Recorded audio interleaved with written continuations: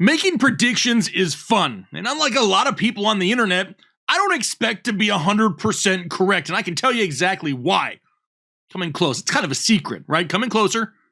What? One more shot, Taylor. A little closer. Perfect. Right there. I can't see the future, and neither can you, but what we can do is have a lot of fun predicting some top free agents and their landing spots in the NFL.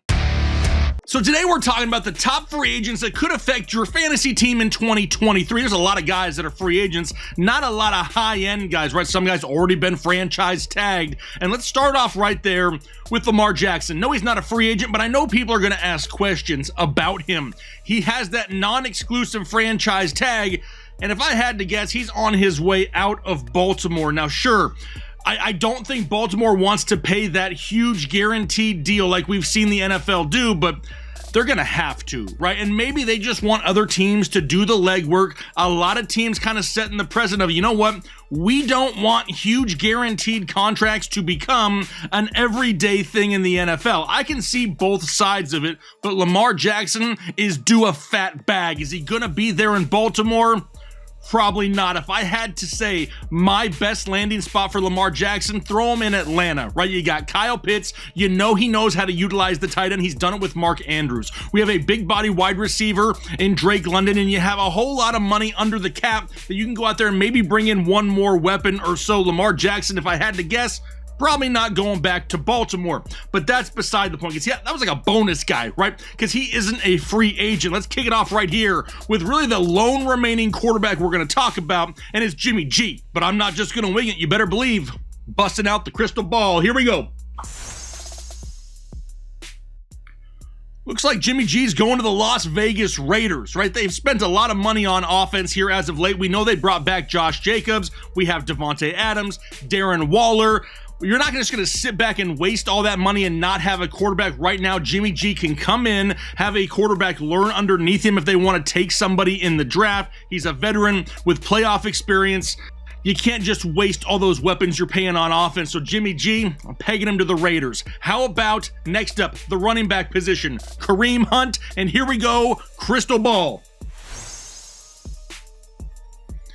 Says he's going to Buffalo. Now, we know his days are done in Cleveland, and his price tag is going to be a little bit lower, right? We haven't seen a whole lot of Kareem Hunt here for a couple years. They're losing Devin Singletary in Buffalo, replacing him with an upgrade in Kareem Hunt, but not a guy that they're going to have to overly utilize, because we know the running back one in that offense, it's going to be Josh Allen, and don't forget about James Cook.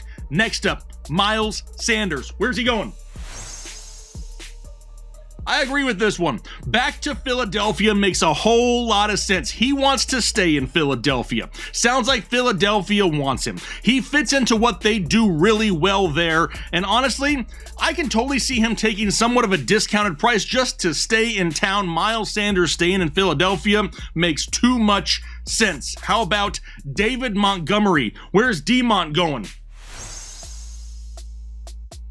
I don't know if I like this one too much, but we're going with the Miami Dolphins, right? Both Raheem Mostert, Jeff Wilson Jr., they're free agents, and they can't stay healthy either. They have field stretchers in this offense. We know about Jalen Waddle. We know about Tyreek Hill. They just, accepted Tua's fifth-year option. They need somebody who can run the ball between the tackles, take some of the pressure off of Tua, and really make them two-dimensional. David Montgomery to the Dolphins. How about Devin Singletary? Lose for Devin Singletary. Looks like he's going to the Saints, probably. We know that Alvin Kamara is probably going to be serving some sort of suspension here in 2023. Mark Ingram, David Johnson, both are old, busted, and free agents, and Devin Singletary is not going to be too expensive and gives them a decent option in the backfield if they lose Kamara for extended periods of time. How about Damien Harris, formerly of the New England Patriots? All right, Damien Harris looks like the Carolina Panthers, right? Donta Foreman was a thing in this offense last year.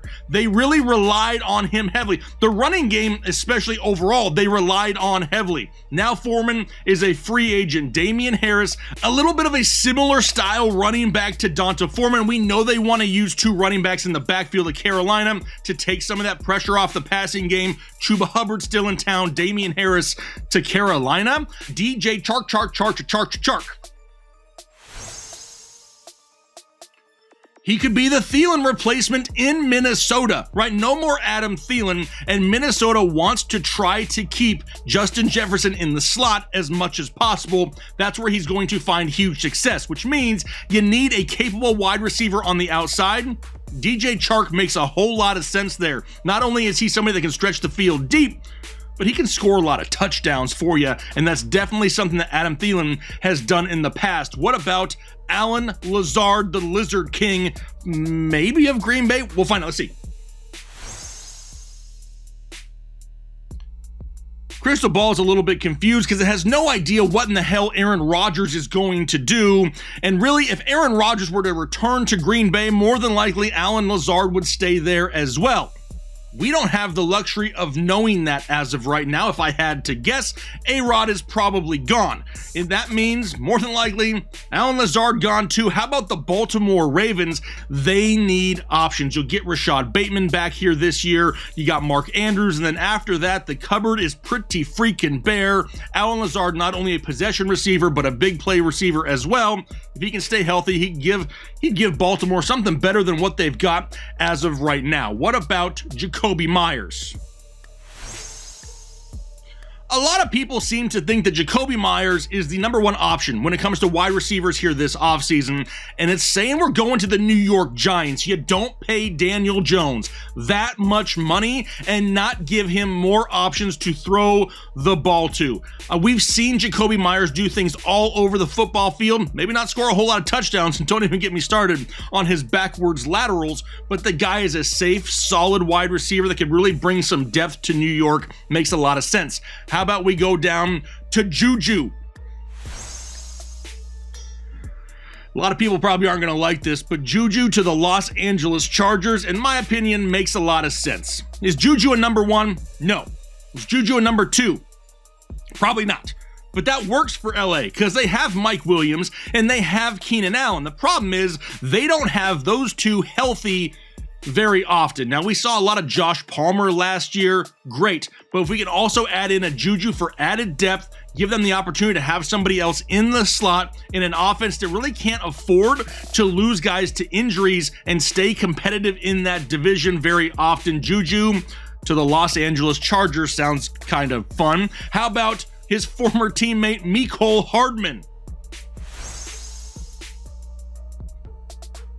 Mecole Hardman to Atlanta makes a lot of sense for me, especially if you throw Lamar Jackson into the mix. But you got the big-bodied wide receivers of Kyle Pitts at the tight end position and Drake London, Olamide Zaccheaus, let's just call him, show him your O-face for right now. He's a free agent. They're going to need an option. Why not add some speed to this offense and go with somebody like a Mecole Hardman who can really give them the opportunity to do things on offense they haven't been able to do for a couple years? Makes a lot of sense. How about Odell Beckham? A lot of people want to know what's happening with OBJ. Let's see. OBJ's chasing a ring, and we have some wide receiver openings in Kansas City, so we're pegging him for the Chiefs as of right now. Dude wants to win a ring. He's not overly concerned with a huge contract. As much as I think the Dallas Cowboys, maybe even the Buffalo Bills are in play here, the Chiefs are about to lose Mecole Hardman, JuJu, and Justin Watson. It's going to open up a lot of available targets for Odell Beckham, and he doesn't have to be the guy, right? They still have MVS. You know about Travis Kelce. Kadarius Toney is in town, and then they also have Sky Moore up and coming this year as well. OBJ in Kansas City with Patrick Mahomes could be pretty exciting. What about the tight end position, Dalton Schultz? Dalton Schultz about to get paid. The crystal ball saying the Cincinnati Bengals. Now, we saw at times last year that Hayden Hurst was a good part of this offense, but wasn't really overly relied upon. However, with injuries to the likes of Jamar Chase last year, if they were to miss any time with any one of their stud 3 wide receivers, Dalton Schultz becomes an X factor in this offense, and Cincinnati, as of right now, has the 5th most cap space available. Dalton Schultz to Cincinnati would be a game changer and just give them another fun weapon on offense, which means our last player here, Mike Gesicki. Mike Gesicki to Detroit? A lot of people may not like that. Why? They still hear the word Detroit and they're not overly excited, but this team is poised to make a run. They got multiple first-round picks. They get Jamison Williams, last year's first-round pick, back at 100% healthy this year. You don't have anybody playing tight end because you traded TJ Hawkinson to Minnesota. Now you can insert Mike Gesicki on not a crazy contract, a red zone threat, a field stretcher. You lost DJ Chark. You pair him up with Amon-Ra St. Brown. I like Mike Gesicki in that high-powered passing offense of Detroit.